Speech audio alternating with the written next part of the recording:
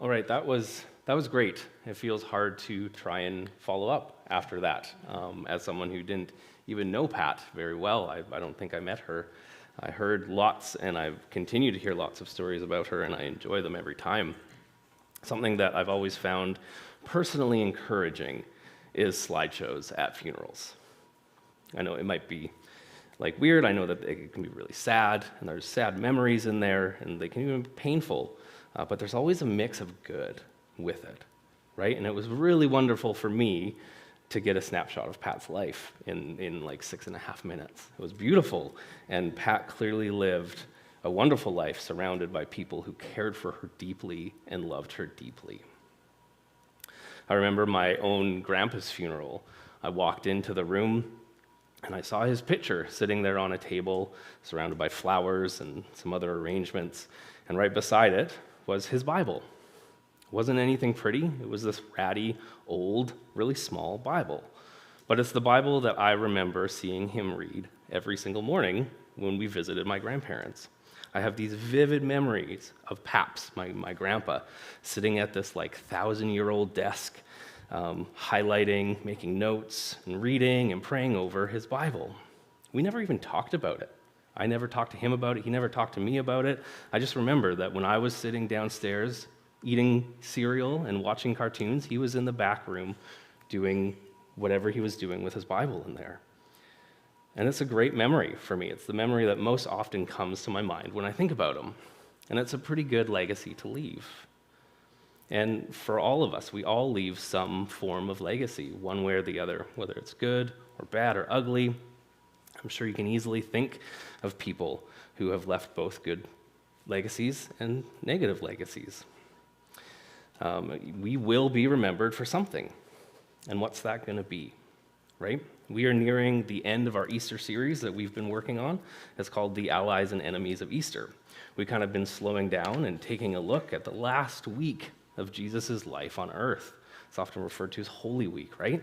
And we're looking at the different players and the different texts and seeing what we can learn from their actions.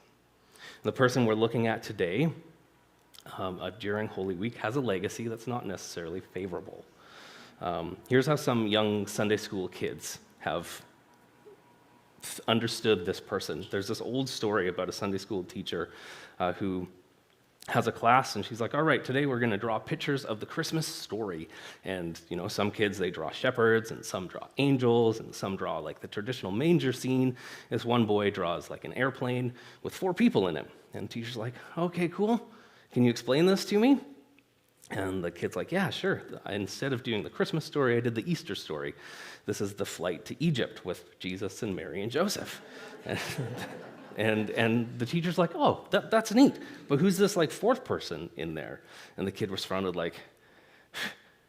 that's Pontius, the Pilate, of course. Right? Pontius Pilate is infamous for his role in the Easter story. He's in a creed, right? He is infamous for this role that he played in the story. He's referred to as the one who sent Jesus to his death. And today we're going to take a closer look at the person of Pontius Pilate. When you research Pontius Pilate, you learn that he was this Roman ruler, right? He was in charge of the area of Judea, and he was appointed by Tiberius Caesar at the time, and we can learn from other writers, not just the Gospels, what type of person he was. He was a cruel and a ruthless man. He didn't really care about the feelings of the people he ruled over, and he was no stranger to sentencing people to death. He was a pretty bad dude, right? And I'm sure that the Jewish leaders at the time believed that if they brought Jesus to this man, it's it's a no-brainer that he's going to execute him. We're going to start reading today in Matthew 27, verse 11. It says this, meanwhile, Jesus stood before the governor, and the governor asked him, are you the king of the Jews? You have said it is so, Jesus replied. When he was accused by the chief priests and the elders, he gave no answer. Then Pilate asked him, don't you hear the testimony they are bringing against you? But Jesus made no reply, not even a single charge, to the great amazement of the governor. One commentary quotes that Pilate's question is a really pointed question. And at the heart of his question, he's asking if Jesus is the one who's going to take up the physical crown and be king. Pilate is someone who had seen a whole lot of criminals, right? He had seen them all the time, and he knew what they looked like, and he knew how they talked, he knew how they responded. He had also been in the presence of Caesar. He knew what a king was supposed to look like and how a king was supposed to respond as well. And Jesus, however, he didn't fit the picture of a criminal. He wasn't defending himself. He was well on his way to the cross, right? He had already been beaten, spit on. He wasn't looking his best. And Jesus also wasn't looking like someone who was worthy to be a king and start a revolution and overthrow the current king. And Pilate asks him, this guy, he's the king of the Jews? You sure about that? Right? He's kind of pointing at him, like, are you sure there?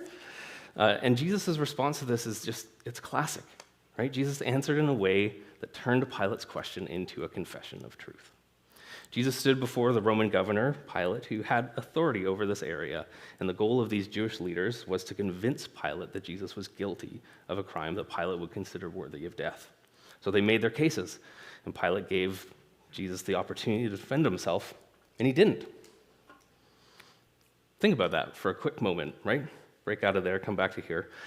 Most of us, if we're accused of something, whether we're guilty or innocent, we go into defense mode.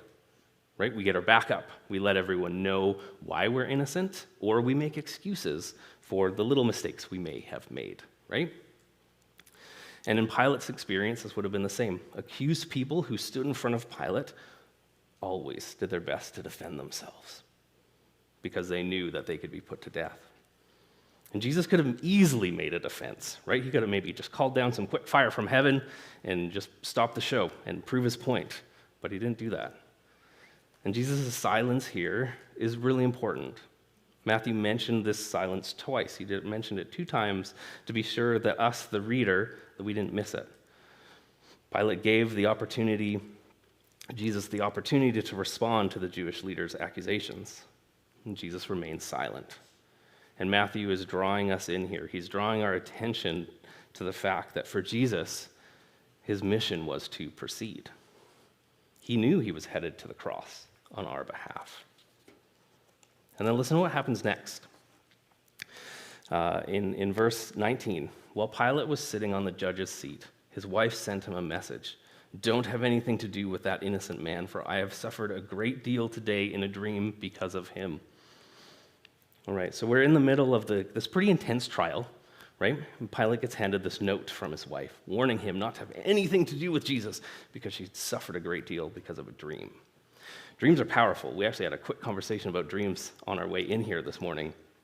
But they're powerful, and they extend into our days, right? Dreams often have an effect on us that can last into the next day.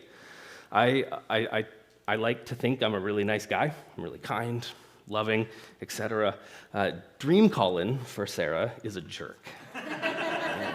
I have often been woken up with my wife being upset with me for something that has happened in a dream. They have an effect on us, right? They really do. And back in the Bible, we're not told if Pilate's wife was like aware of Jesus' righteousness or his innocence or his reputation, or if God had given her this like supernatural revelation through a dream, or if it was just a bad dream, right? But one commentator says that the reason Matthew included this account is because of the effect on Pilate that it had, right? Pilate nearly actually had like a change of heart. He wanted to take his wife's advice, and he could have chosen to do that, to listen to his wife, which is always the right advice, right? But he didn't. And before we continue reading, it's important to kind of just paint out that within these kind of trials, it's like customary for a governor, for Pilate in this case, to allow the crowds to choose to release one of 2 people. So Pilate, knowing that Jesus was like this popular teacher in the area and had a following, he's like, all right, I'm going to bring out this guy, Barabbas, who was a well-known, notorious prisoner. Pilate's like, all right, I'm going to kill 2 birds with 1 stone. I'm going to listen to my wife, and I'm going to give the people a choice, right? It's not on him. Pilate thought they would surely release Jesus over Barabbas. But we continue reading.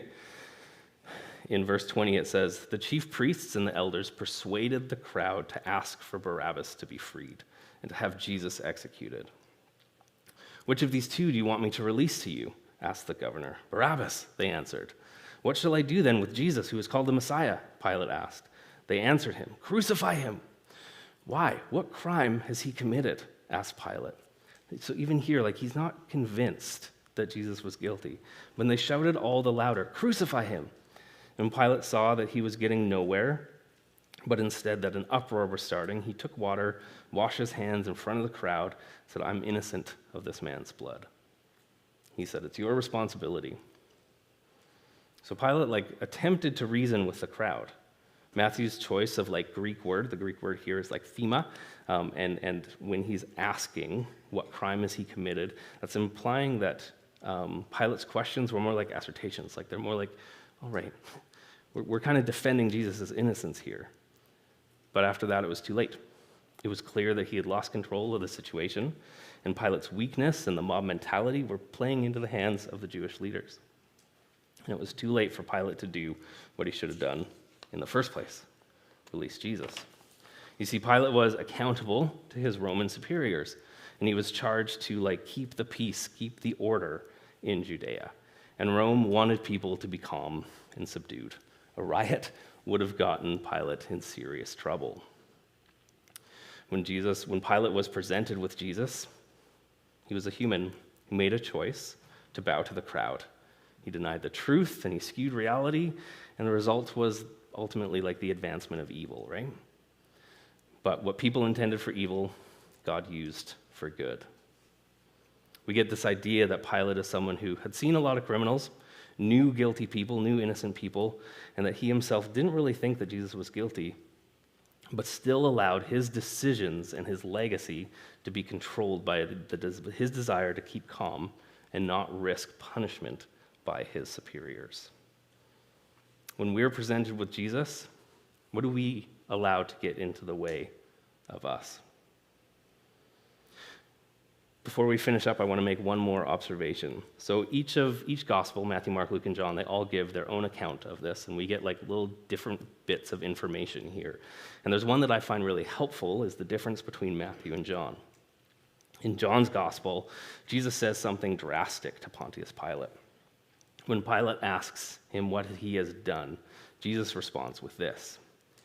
He says, "My kingdom is not of this world, and if it were, my servants would fight to prevent my arrest by the Jewish leaders.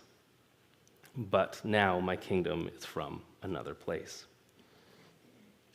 Jesus is reminding us and informing us that his kingdom here, the value set of his kingdom, the value set of his mission and his purpose of his kingdom is not the normal earthly values that we hear about all the time. Jesus had come to be a completely different kind of king for us, with different values, different purposes, and a different mission. And I love that John includes this. I think it's really helpful because it helps us see what's important. And what's important is God's kingdom, how we love and how we treat other people, and who Jesus is to us. One of the things we can learn from Pilate, besides to always listen to your wife, it's a freebie, is that there will always be people or situations that try and distract us from really letting Jesus reign in our lives. But Jesus' commitment to God's kingdom shows us that we are not defined by what we do, but rather we are defined by what Jesus did for us. And the remarkable thing about this story, when we look at it, there's only one innocent person that we read about, and that's Jesus, right? All the other players are guilty. The crowds, the priests, Pilate, just like us, we're all guilty of some kind of sin against God and against others. And the amazing thing is that Jesus doesn't see Pilate as an enemy. He doesn't see the crowds as his enemy, or even the religious leaders as his enemy. Jesus is simply moving towards the cross because that's where he knows he needs to go. He needs to die in order to save all of these people, to fix our relationship with God, to give us that connection with God that we need. I love the way that the Apostle Paul puts it in Romans. He says, in Romans chapter 5, he says, when we were still sinners, right, when we were still helpless, when we were still making mistakes, setting bad legacies for ourselves. That is when Jesus died for us. It didn't matter who these people were or what they were doing or what they did to them or what their legacy ended up being. Jesus died for them, and he died for us. And all too often, we get caught up in thinking about our legacy, what it'll be, how we'll be remembered, which isn't always a bad thing, don't get me wrong, right? Like it's important to set goals and to live well and work on ourselves, making sure that we're healthy and that we're being the best humans that we can be. Very important. Because like it or not, we do leave a legacy in our lives. And that will be one thing or another, whether it's inspiring, memorable, infamous, painful. We're all going to leave some form of legacy. Pontius Pilate left a legacy that he probably wouldn't want to be remembered for.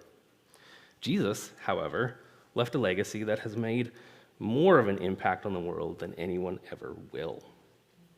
The reality of Jesus' legacy has the ability to impact us in life-changing ways. And this leads me to ask this question: who is Jesus to you? How has his legacy impacted you? When we are presented with Jesus in front of us, what is our response? During Easter, it's really important to reflect on not how we look to other people or about the decisions that we make or the legacy we leave, but we need to remember and reflect on who Jesus is. And that brings me to this big poster back there that I'm sure you've noticed today. And it says, Jesus is. During communion, Christian had the idea during communion in our last song, we want you guys to think and reflect on who Jesus is to you. Is he the healer? Is he the calm in the storm? Is he Savior? Is he Emmanuel? Is he victory? New song, it's great. Think about that. Reflect on that. And then we're going to hand out some Post-it notes and some pens during communion and the last song. And we invite you guys to simply write down what that is. And then after the service, we can go and stick them up there. And I think we can all be encouraged by each other, by how we see Jesus working in our lives, who Jesus is to each of us can encourage each other. I'm going to pray, and then Christian's going to come up and lead us in communion. God, thank you for today. Thank you for Jesus and for all that he is to each and every one of us and all that he wants to be for each and every one of us. I pray that as we reflect on who he is, that you would give us encouragement. You would give us words and names that come to mind that encourage us and that can encourage each other as well.